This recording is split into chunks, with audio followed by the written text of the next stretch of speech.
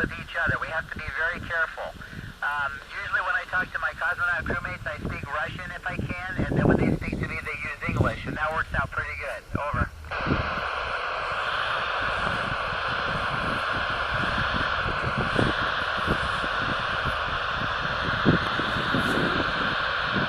So that's a very good question.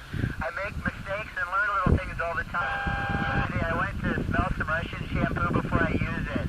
The bottle was just about empty. It had a little bit stuck in the bottom, so I held it under my nose and gave it a little squeeze. But there was some shampoo trapped in the top underneath the cap, so it shot up into my nose. That wasn't very good. I discovered that shampoo climbs right up into the caps of bottles in zero gravity and likes to hide there. Over.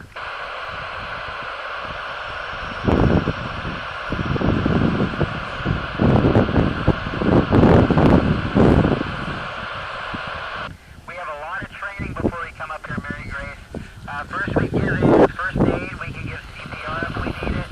We have a defibrillator on board to use if it's required. And then we have doctors on the ground to help us with anything that we might need to do that's special. If it's really serious, we have a Soyuz spacecraft we can just jump in and it's kind of like our lifeboat. Over.